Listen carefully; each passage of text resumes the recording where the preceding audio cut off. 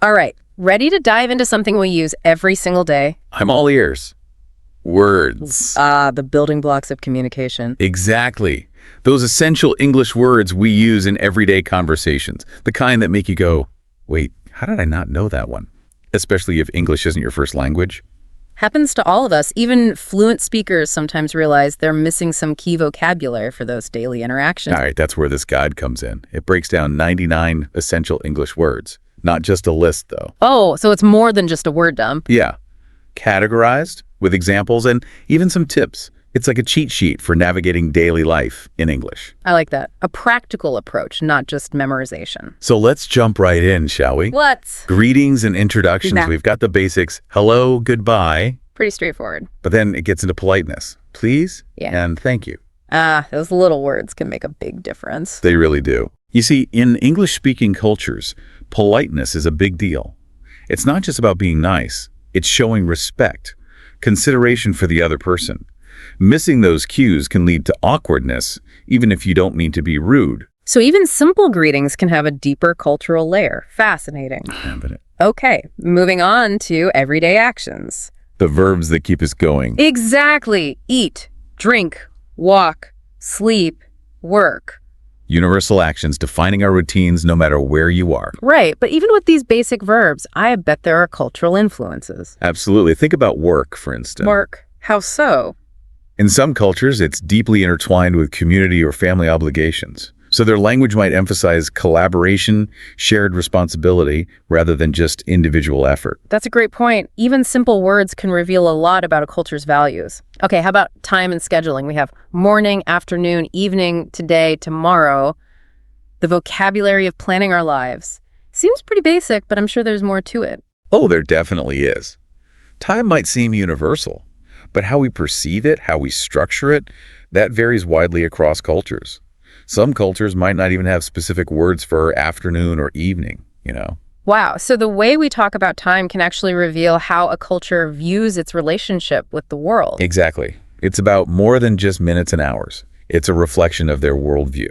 Some cultures might focus on broader concepts, like before sunset or after dark. So different cultures are almost speaking different time dialects. That's a great way to put it, and that can lead to all sorts of confusion if you're not aware of the cultural context. Like imagine a meeting scheduled for late afternoon. Okay, yeah. In one culture, that might mean arriving a few minutes before sunset. Right. While in another, it could mean showing up at 4:00 p.m. sharp. Oh, I see. Yeah. Those different interpretations could definitely cause some problems. All right, let's move on to basic descriptions. Words like happy, sad, big, small, beautiful, adding color and detail to our language. And here's the thing about descriptions. They're subjective, aren't they? What one person finds beautiful, another might find. Ordinary, exactly. Our cultural backgrounds, personal experiences, even our moods, they all influence how we perceive and describe things. So even a simple word like beautiful can be loaded with All sorts of baggage, cultural and personal. It's true. I'm starting to see how even basic words can reveal a lot about ourselves and how we see the world. It's fascinating, isn't it? Language is like a window into the human mind. All the diverse ways we experience reality. Okay, before we get too philosophical here, let's talk questions. The essentials. What, where, when, why, and how. These words drive conversations and help us learn. Seems simple, but I bet they hold more power than we realize. Oh, they absolutely do. Questions are the engine of communication, wouldn't you say? In what way? Well, think about it. Without questions, we're just stuck with statements. No seeking information, no clarifying doubts, no challenging assumptions. We wouldn't be able to learn and grow. So a well-placed question can be more powerful than a statement. Absolutely. Yeah. It could spark curiosity, encourage critical thinking, and lead to much deeper understanding. And it's not just about asking the right questions. It's also about being open to the answers. Even if they challenge our preconceived notions, sometimes the most unexpected answers lead to the most valuable insights. That's a great point. All right, so we've covered some pretty fundamental categories here, but this guide has so much more to offer. Oh, we've only just scratched the surface. There are some real gems we haven't even touched on yet. Oh, I know. Yeah. But before we move on, I want to go back to something you said about the power of questions. Right. Even a simple question can unlock a whole new understanding. Absolutely. Like you're planting a seed. A seed. Of curiosity. And who knows what kind of ideas might blossom from it. I like that analogy. It's so true. I think it's important to cultivate that questioning mindset, especially today when we're bombarded with information from all sides. Yeah, we need to develop our own internal BS detectors. Can't just absorb everything we're told. Right. We need to ask questions, challenge those assumptions, think critically. And that's where those essential question words really come in. What, where, when, why, and how. They're the tools to dig deeper, to uncover the truth, make sense of everything. Okay, so what other treasures does this guide have for us? Well, there's a section I'm excited to talk about. Advanced words for fluency. These are the words that can really elevate your conversations, help you express yourself with more nuance. Ooh, give me some examples. Think about words like opportunity, priority, challenge, achievement, and motivation. Oh, okay. Yeah. These are the words that often come up when talking about goals, aspirations, Yeah. values. So they help us articulate our dreams and navigate those big life decisions. Exactly. And it's not just for personal conversations. Imagine you're applying for a job Oh, right. or pitching a new idea. Being able to articulate your motivation or highlight past achievements, that can make all the difference.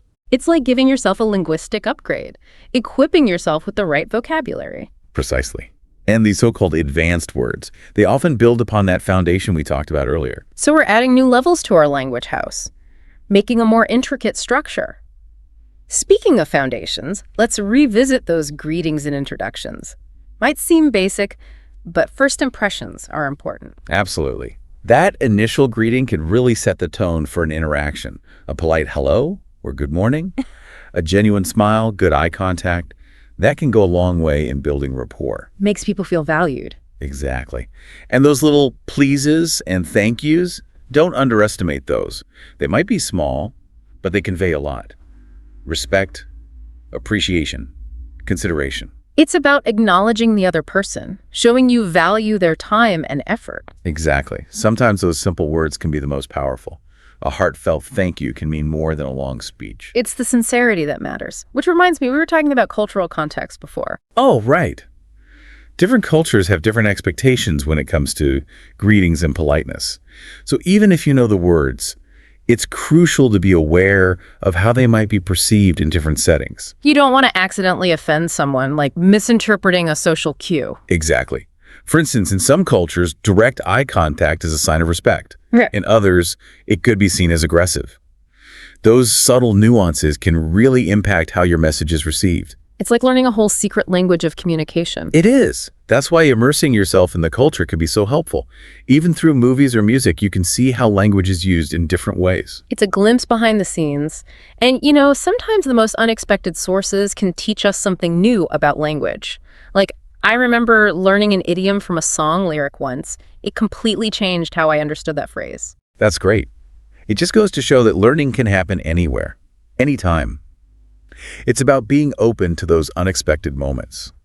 Which brings us back to those everyday actions we talked about earlier, those verbs like eat, drink, walk, sleep, and work. The foundation of our daily routines. It's like the alphabet of movement. These verbs help us describe the most basic things we do. Exactly. And you can combine those simple verbs with other words to create such nuance. Like instead of just saying eat, You could say. eat quickly, eat slowly, eat hungrily, eat delicately. Each phrase creates a different image, a different feeling. It's like adding different colors to a painting, making it more vivid and expressive. That's a great way to put it. And that's why a strong foundation of basic vocabulary is so important. It gives you the tools to communicate with more precision, more creativity. The more tools you have, the more you can do with them. Now let's talk about time and scheduling. All about managing our time and navigating those appointments. Deadlines. And as we said before, different cultures view time differently. So even words like morning, afternoon, evening, today, tomorrow, there can be cultural nuances there. Like the difference between being fashionably late and being rude, it all depends on the context. So true. In some cultures, being on time means arriving a few minutes late. Really? In others, it means being there at the exact time.